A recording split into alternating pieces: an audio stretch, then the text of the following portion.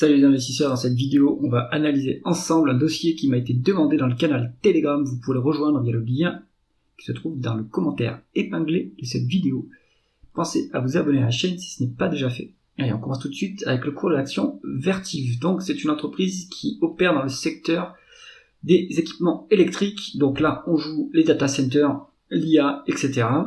Le cours de l'action, on a explosé jusqu'à 159 $ et depuis on s'est bien craché, on a perdu 25-30%. Donc est-ce que c'est le moment de s'intéresser à cette action? Elle est cotée seulement depuis 2018. On va regarder ça. On est sur une croissance assez élevée, on va dire. Croissance du revenu médiane, croissance médiane du revenu à 13% donc on n'a pas exactement 10 ans, on a un peu moins de 10 ans, mais ça c'est quand même on a un peu l'historique, donc ça c'est pas mal. 2024 c'est soldé par une croissance de près de 17%. C'est quasiment exclusivement de la croissance organique, donc on est sur quand même un secteur qui a une entreprise qui a une bonne croissance, et donc ça c'est intéressant. Alors on continue les taux de marge. On a un taux de marge brut qui est en augmentation, donc on a de plus en plus de pouvoir de fixation des prix. On peut monter les prix, même si en absolu c'est pas un niveau très élevé. On est à 36,5% de taux de marge brut, contre médiane de 33%, donc ça c'est pas mal, on gagne le pouvoir de fixation des prix. Le taux de marge d'EBITDA a l'air de monter plus vite que le taux de marge brut, donc en plus on dégage de l'efficience opérationnelle, c'est-à-dire que les opérations coûtent moins cher qu'avant, donc ça c'est super. On a un taux de marge d'EBITDA à 21%, qui est 2 fois plus élevé que la médiane, donc c'est superbe. Le taux de marge net arrive à suivre le taux de marge d'EBITDA, sauf sur la dernière publication. Bon, il y a eu peut-être quelque chose d'exceptionnel ici qui a impacté le taux de marge net. Dans l'absolu, c'est pas très élevé comme taux de marge net. Alors en médiane, on était sur du 1,6%, mais ça c'est normal puisque l'entreprise a dépassé son seuil de rentabilité seulement depuis 2021. Donc c'est une entreprise qui, depuis qu'elle est rentable, arrive à être de plus en plus, à monter ses prix et à monter toutes ses marges. Donc ça c'est super, c'est-à-dire qu'on a une meilleure position concurrentielle dans ce marché. Donc ça c'est très bien. Le taux de marge net est un peu faible, mais ça va être inhérent au marché, donc à comparer par rapport aux pairs dans l'industrie. Moi, ça me préoccupe pas, et surtout, la trajectoire d'augmentation est très rassurante, c'est-à-dire qu'on est de plus en plus compétitif. Donc ça, très bien, on continue avec la conversion des bénéfices nets en free cash flow. Donc, en fait, on était rentable en termes de free cash flow depuis 2020. Ça, c'est très bien. Donc, d'où est-ce que ça vient, cette amélioration des free cash flow par rapport aux bénéfices nets? On a un BFR qui s'est dégradé quand même, donc ça, c'est moins bien. On a 1 milliard de variations défavorables du BFR. Est-ce qu'on a des capex inférieurs aux dépréciations et amortissements? Non, c'est pas le cas.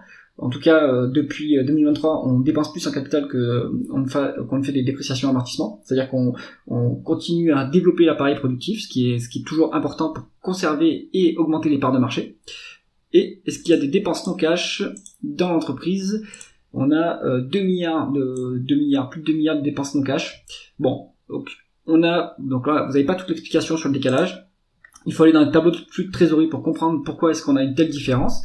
Maintenant, si l'entreprise n'est pas endettée, on utilisera plutôt les free cash flow pour la valoriser, pour être plus juste par rapport à la génération de cash de l'entreprise. On continue avec la rentabilité opérationnelle en termes de rendement des capitaux investis. En médiane, on était sur du 7%, et depuis 2023, ça décolle, et c'est fantastique, puisqu'on est à 21% de ROIC. Donc, on est plus élevé que la croissance, donc on peut s'autofinancer et commencer à dégager du cash qu'on va pouvoir rendre aux actionnaires, peut-être, ou utiliser ces cash flows opérationnels pour faire des acquisitions, éventuellement. Donc ça, c'est très bien. On continue avec l'endettement. On est sur une dette nette qui est en train de chuter, évidemment, puisque la rentabilité commence à être supérieure à la croissance, donc on peut rembourser la dette sans trop de problème. On a quasiment une fois l'EBITDA en termes de dette nette, donc très bien, pas de problème pour rembourser cette dette-là.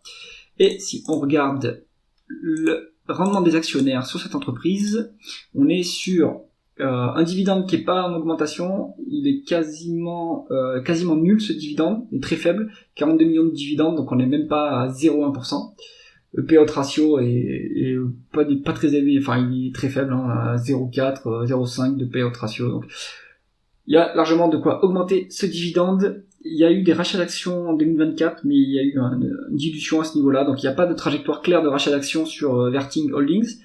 Le rendement actionnaire calculé par Coifin, il a 1,59%, mais ce rendement actionnaire, il inclut le désendettement. Si on exclut le désendettement, en fait, il a 1,53% d'après les calculs de Coifin, ce qui me semble un peu douteux, parce que le dividende est quand même très faible, il n'y a pas beaucoup de rachats d'actions. Donc à prendre avec des pincettes.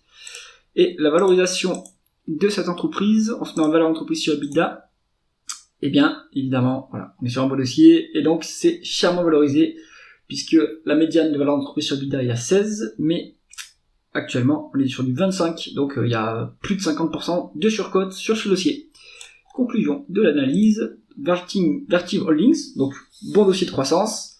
Comme toujours, les bons dossiers de croissance aux États-Unis sont très chèrement valorisés, donc le timing n'est pas bon si vous voulez faire un coup à court terme. Si vous voulez investir à long terme, eh bien là, vous pouvez rentrer sur le dossier, mais dans ce cas-là, vous avez un risque de moins-value latente.